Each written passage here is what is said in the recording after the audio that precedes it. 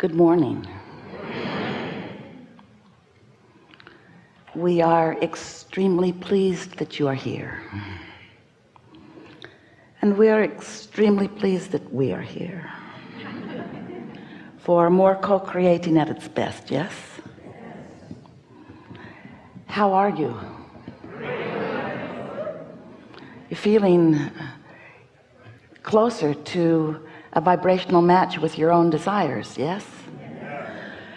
More things feeling possible, yes? All things are. All things are. So, no warm-up necessary today. You're there. Where shall we go now? What's up? Or what are you reaching for more up or about? Begin right here. Stand if you think it's you. It is you.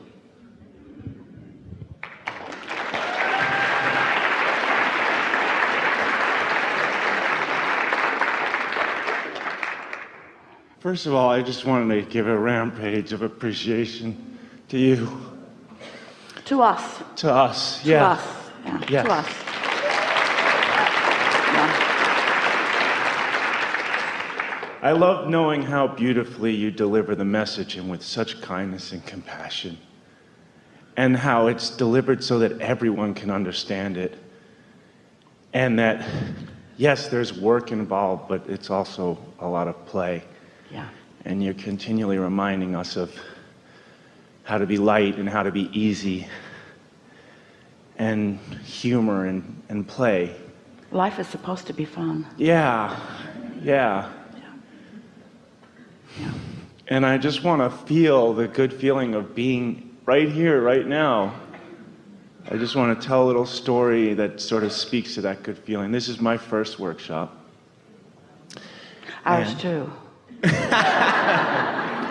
In the sense that everyone is new, unique. Yeah. This has never been before. It's all new. This is a lovely little story that just happened in the past 24 hours. So I got here, everything that I did to get here, you know, all the intention and all of that. And I got here early because I had a sense that I want to get a seat. And I had no idea what this place was. It's a beautiful expanse. I guess it was the Vanderbilt mansion. And the valet said, oh, you go in the parking structure and you'll be right there.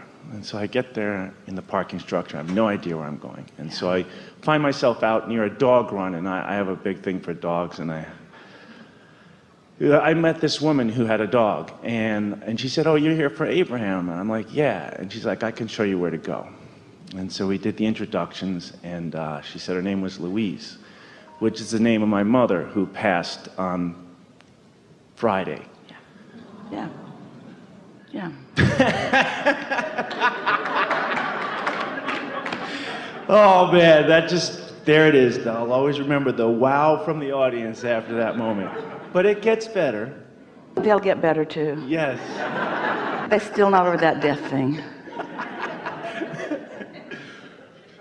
So I with Louise, I went and got seats, and Louise hadn't had her thing signed, and so I had mine, and so I went in and I got seats for us, and then I told her where they were, and she came in with me with Cheyenne, this wonderful four-legged friend, and she's like, can we sit on the aisle? So we moved the seats that I had gotten, and I was like, sure, and I decided to sit next to her because Louise is my new friend and my very old friend.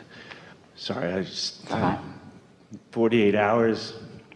So we move the seats, and then I go down to the restaurant, and it's like, as much abundance as I have, I don't need to pay $26 for lunch, for breakfast. So I go down to the spa.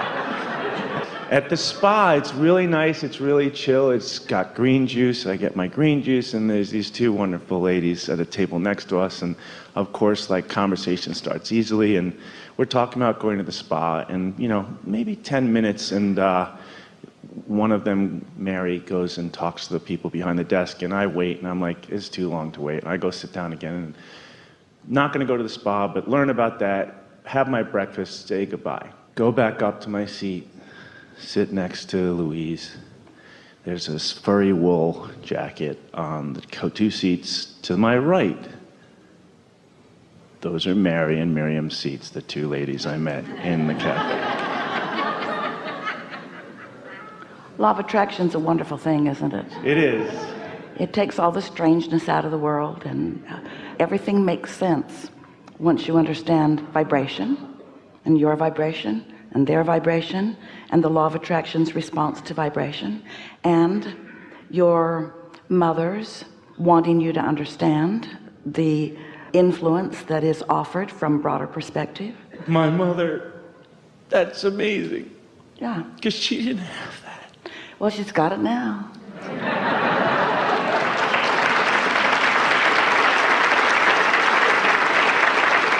You know what the most common, in fact, it's almost 100%, but not quite, because there are those like you who are up to speed with vibration and energy and oneness and eternalness and the no such thing as deathiness. There are a lot of you that are coming up to speed, but almost everyone has a misconception of what the relationship is between non-physical and physical and non-physical. Because when you're here in your physical body, using your physical senses to translate things, you can't help but misunderstand what the big picture is.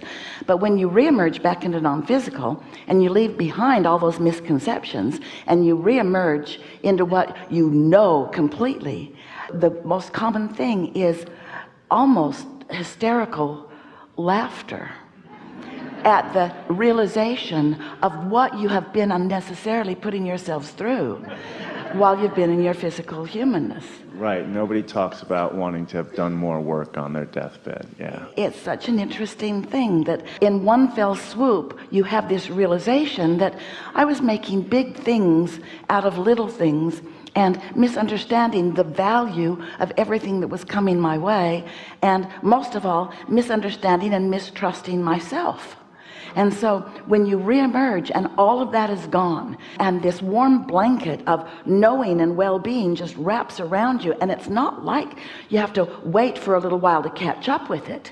It's that you immediately realize, it's a full realization, because in the reemergence the filter is lifted from you, the muting is lifted from you, the curtain is no longer there, the misconceptions are no longer there, the hang-ups that you've been dragging around for such a long time in your physical humanness are no longer hindering your vibrational awareness.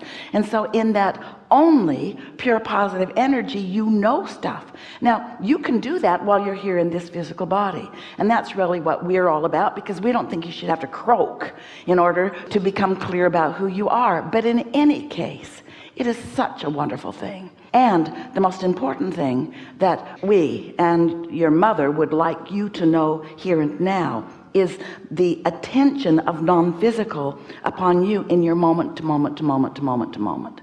And it's not about what was or what has been. It's all about where you are in relationship to what you now want. And she has complete acclamation already to what's in your vortex. And so when you reach for her in the way you've remembered her, you won't find her.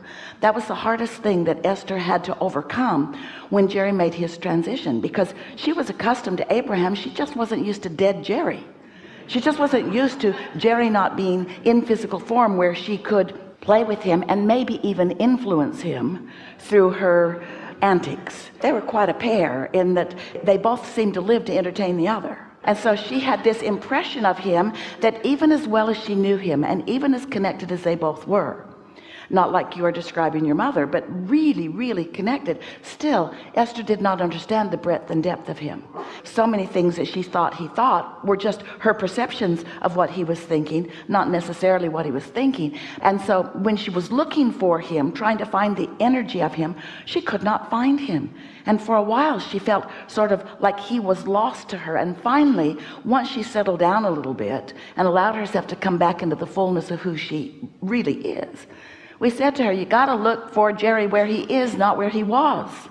And that's really what all of us from our non-physical perspective are wanting to say to all of you about your creation and about who you are. You're still in your body, and we want to make the same statements to you. We want to say, look for yourself where you are, and it's your vibrational integrity that we're asking you to look for. Don't look where you were, which is the money that you think is in your bank account. Look where you are, which is where the money is in your vibrational escrow. Don't look for where you think you are, which from our perspective is past tense. Look for where you are in terms of what is in the process of becoming. And so you're going to have a lot of fun coming to know not only where your mother is, but where you is. Oh. So what is the, somewhere here sometime,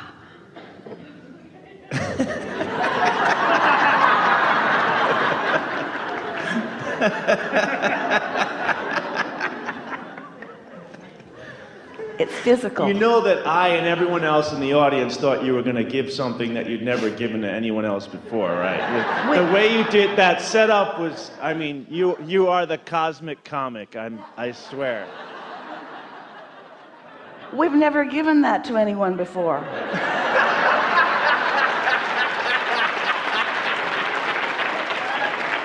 That was your mother.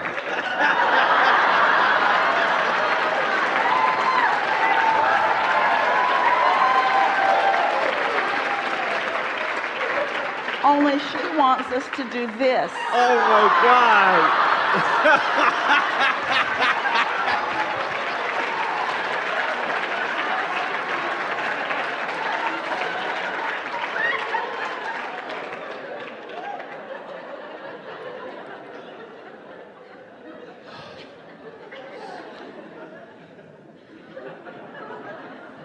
So only as it serves the relevance to the history that I have, and not because I want to be in the past, because I know that that's not the right thing. We know you're trying to cover that up, but it's all right. You know we're going to nail you anyway. All right. Well, I'm not trying to be different than anyone else. I'm just trying to We're happy be to a talk with you. teacher and to help people. Yeah. So Mom was born in 1931, Dad was born in 1929. They had me when he was 41 and she was 39. So they were like grandparents. And they had me in 71.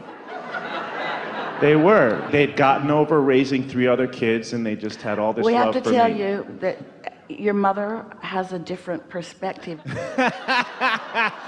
Okay, so let me rephrase that. Well, she just wants to clarify. Grandparents, not in the sense of old people. Right. Grandparents in the sense that She lived was always enough, big on words, yes. lived enough life that we are grand at parenting. Yeah, all right. That's, I will never say it any other way again. Yes, Mom, yes. So I was very lucky in that regard, and they were married for 68 years, although the last 7 of them, they both had dementia. But those were really good years.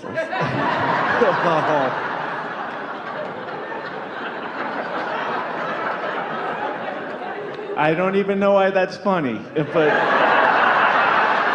maybe you can help me understand. It's funny because the less focused humans usually are, the more in alignment with who they really are. So they weren't in as much pain and discomfort as they seemed like they were. Certainly not.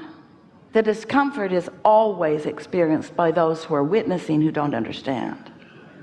That's sort of what the whole subject or discussion of what you call death is about too. It's a complete misunderstanding. That's why everyone laughs when they get there. You gotta be kidding. This is the best punchline ever. So again, focusing on being concise and staying away from story. So I spent 47 years now, with that fear of like, what's gonna happen when they die? Because I love them so much, they were so good to me. And then I got them dying in slow motion for years. And now I'm planning to come to this, and my father passed in February of last year, and I was hoping my mom would go closer to him because they were so close. And the time it took is the time it took, but it happened the day before I came here. And so what's going to happen is that because of your attention upon them, they will help you build a bridge so that you come to a full understanding of where your security has always been, which is in that non-physical. that's what I was always like. I was always like, I couldn't live my life because I was so like worried about them. Yeah.